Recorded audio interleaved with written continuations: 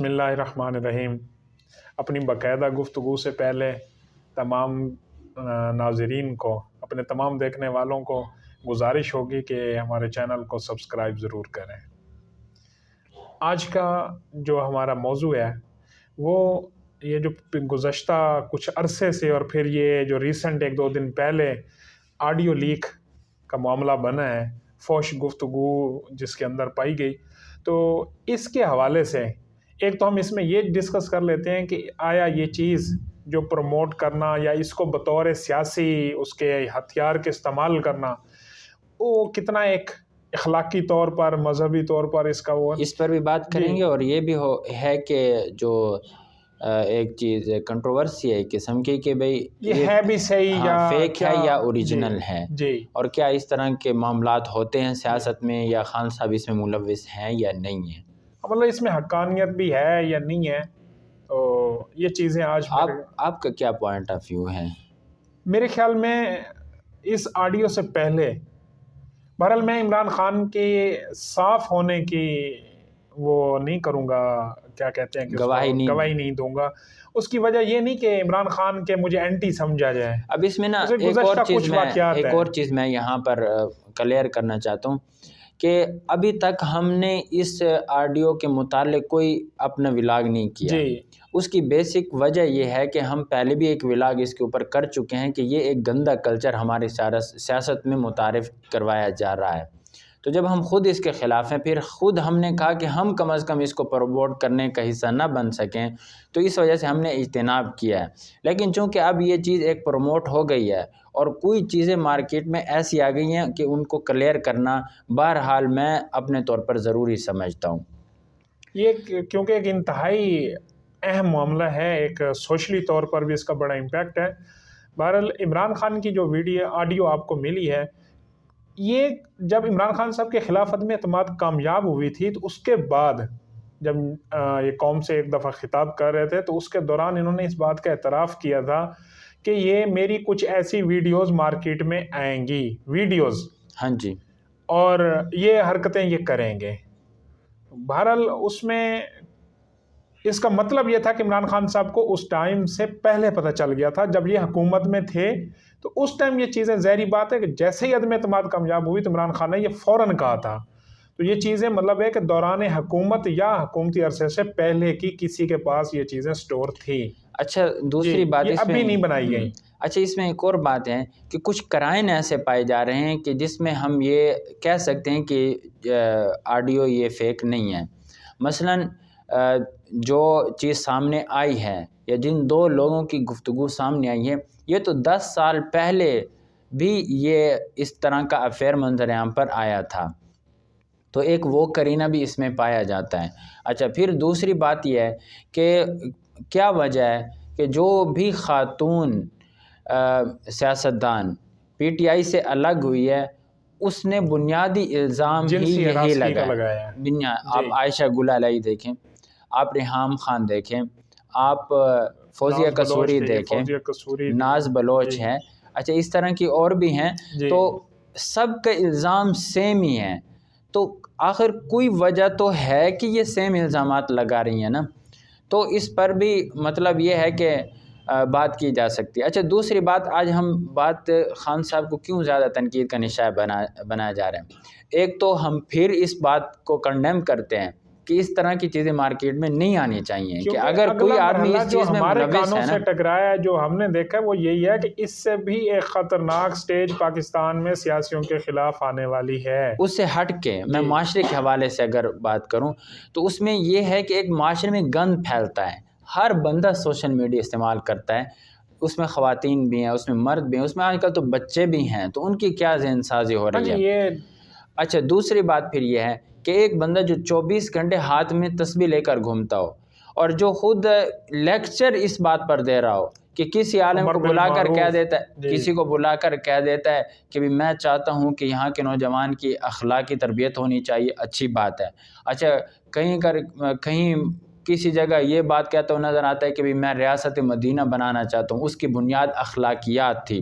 اچھا، کہیں اس کا موقف یہ ہوتا ہے کہ آج کل ہمارے نوجوان خراب ہو رہے ہیں اور والدین کو کیا پتہ بند کمروں میں وہ بچے کیا دیکھ رہے ہیں۔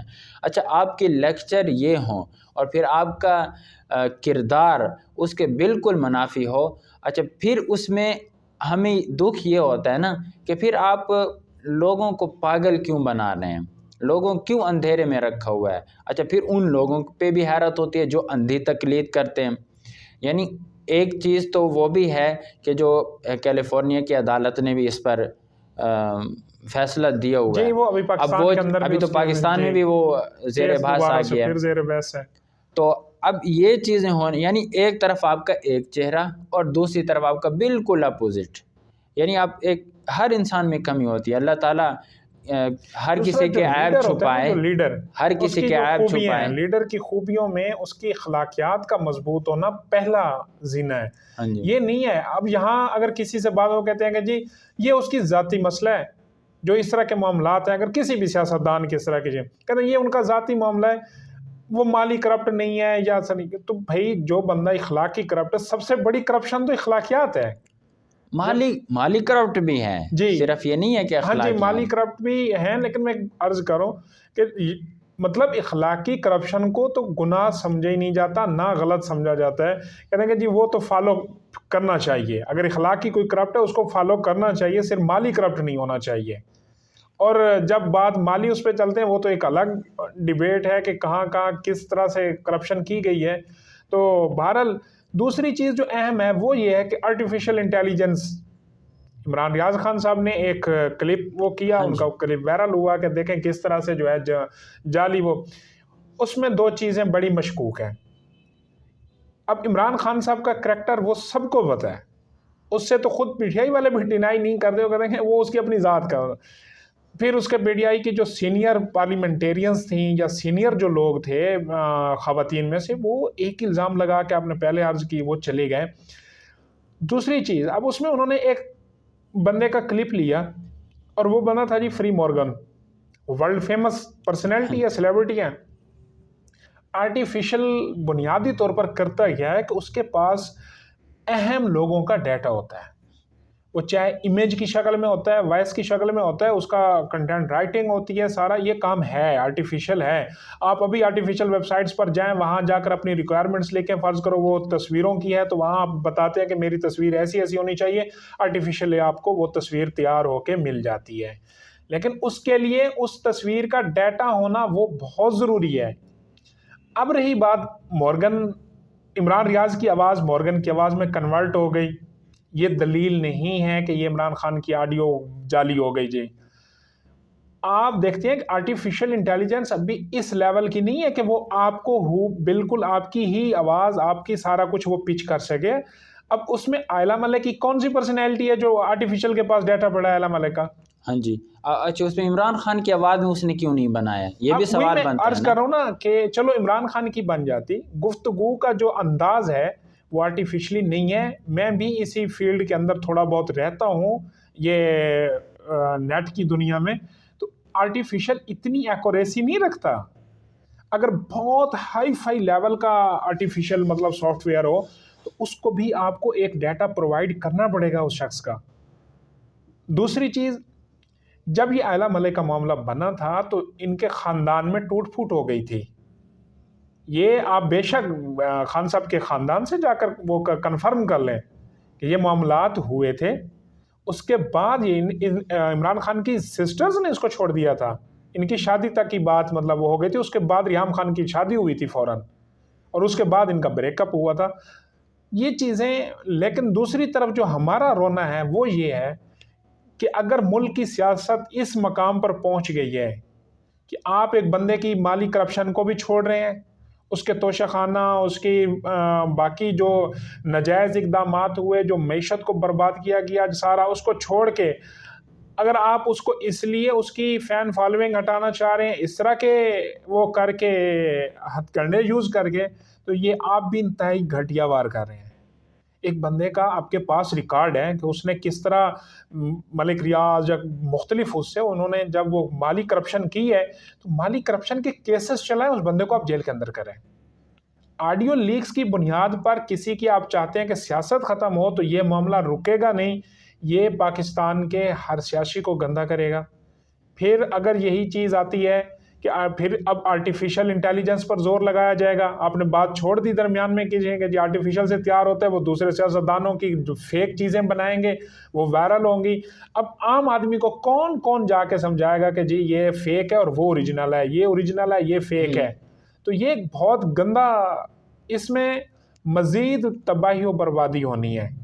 پہلے ہی ملک کے حالات اس پر پہنچ چکے ہیں نیچ پر کہ اللہ نہ کرے کہ اس سے بھی مزید۔ بہرحال یہ ارباب اختیار کو سوچنا ہے کہ ایک بندے کے اوپر، نواز شریف کے اوپر پاناما کا کیس ہے، اسے اقامہ میں نائل کیا، اس کے سیاست دانوں کے اوپر اگر کیس کرنے ہیں نا تو اس کو جینون کیس میں لائیں، جو چیزیں آپ ہمیں پریس کانفرنسز میں اس میں دکھاتے ہیں وہ پکڑیں اور اس کی بنیاد پر کارروائی کریں، اور اس کارروائی سے جو اس کے مطلب آتا ہے شکنجے میں اس کو بچنا نہیں چاہیے۔ یہ اگر آپ اسی طرح اخلاقیات یہ تو آپ بگاڑ رہے ہیں اخلاقیات کسی کی بد اخلاقی دکھا کر، اس کو اب ختم ہونا چاہیے اس چیز کو۔ ہمارا یہی آج کا اوپن ٹاک ہے۔